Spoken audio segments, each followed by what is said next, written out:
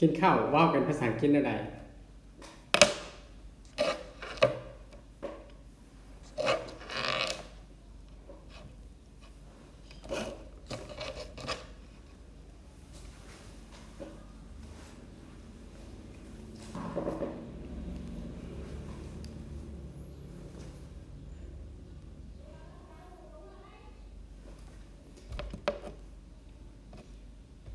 คำว่ากินข้าวว่าวเป็นภาษาอังกฤษอะไรเขาก็มาเบิ่งกันเลยเนาะ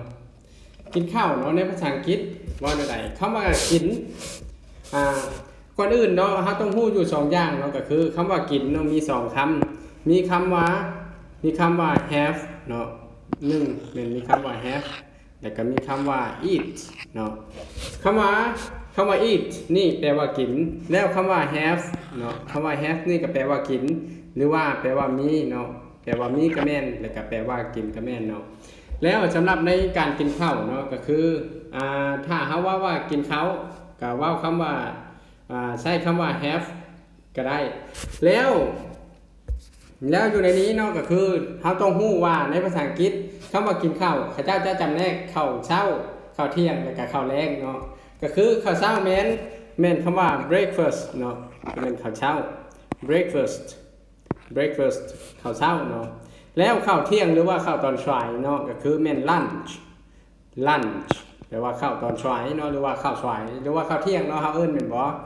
แล้ว dinner เนาะ dinner แปลว่าข้าวแลงเนาะก็เฮาฮู้อยู่3คำนี้เมียนชื่อเมียนในใจเนาะก็คือถ้าเฮาอยากถามเขาเจ้าว่าเขาเจ้ากินข้าวแล้วบ่เฮาต้องฮู้ว่าเขาเจ้ากินข้าวเฮาถามเกี่ยวกับข้าวเช้าข้าวสายหรือว่าข้าวแลงเนาะเฮาก็จะได้ใช้คำนี้ถ้าเฮาถามเกี่ยวกับข้าวเช้าเฮาก็ต้องใช้คำว่า breakfast เหมือนบ่ก็คือถ้าเฮาถามเกี่ยวกับ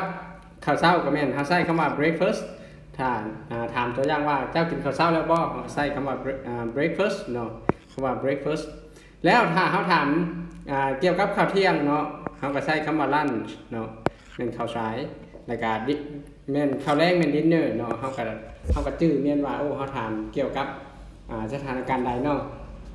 แล้วเฮาไปเบิ่งกันเลยตัวอย่างว่าเฮาจะถามว่าเจ้ากินข้าวเช้าแล้วบ่เนาะเจ้ากินข้าวเช้าแล้วบ่ก็คือ what did you have for breakfast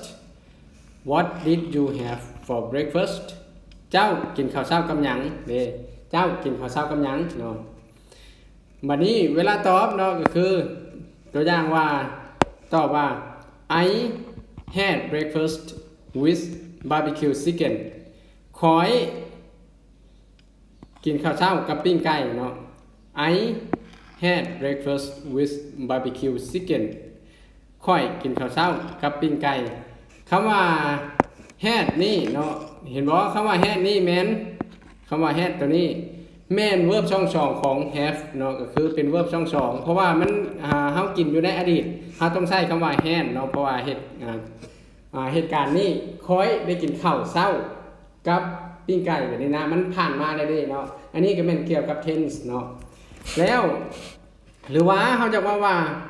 I had breakfast with boiled chicken boiled duck เนาะ boiled duck I had breakfast with boiled duck ขอยได้กินข้าวเช้ากับต้มเป็ด ต้มเป็ดเป็นตาแซ่บแท้เนาะก็คือขอยได้กินข้าวเช้ากับต้มเป็ดเนาะคำว่า boiled duck ก็หมายความว่าต้มเป็ดเนาะคำว่า boiled duck ตัวนี้เนาะก็คือ boil ก็เป็นต้ม duck ก็เป็นเป็ดเนาะก็คือต้มเป็ดแล้วหรือว่าคำต่อไปเนาะตัวอย่างว่าเขาจะถามว่าเจ้าจะกินข้าวหยังเนาะเจ้าจะกินข้าวแลงกับหยังแบบนี้นะพวกเจ้าจะกินข้าวแลงกับหยังเนาะก็คือ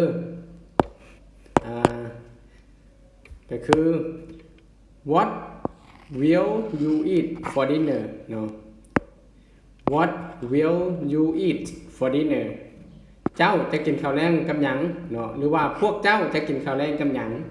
what will you eat for dinner เห็นบ่คำว่า eat ตัวนี้เนาะคำว่า eat ตัวนี้ก็แปลว่ากินคือกันเนาะแล้วเวลาตอบเนาะตัวอย่างว่าข้าเจ้าตอบในนี่ก็คือ we will eat grilled fish we will eat grilled fish คำว่า grill เนาะคำว่า grill คำว่า grill ตัวนี้คำว่า grill นี่ตัวนี้ grill fish ก็แม่นปิ้งหรือว่าย่างปลาแบบย่างที่ใช้เล็กย่างใช้ตะแกรงย่างนะถ้าว่าปิ้งแบบใช้ไม่ปิ้งเนาะเขาเอิ้นว่า barbecue เนาะแบบ barbecue fish เนาะถ้าว่าใช้เล็กย่างเขาเอิ้นว่า grill เนาะคำว่า grill ตัวนี้แหละคำว่า grill ตัวนี้แหละเอิ้นว่าย่างเนาะแล้วถามขึ้นตัวอย่างว่าคำนี้แม่น what about you what and what about you and what about you ก็คือและเจ้าเด้เนาะ and what about you และเจ้าเด้เนาะอันนี้แม่นถามคืน and what about you และเจ้าเด้we will eat noodle we will eat noodle พวกเฮาจะกินพวกเฮาจะกินเฝอเนาะคำว่า noodle นี่ก็แปลว่าเฝอเนาะคำว่าnoodle ตัวนี้เนาะก็หมายความว่าเฝอเนาะwe will eat noodle พวกเฮาจะกินเฝอเนาะ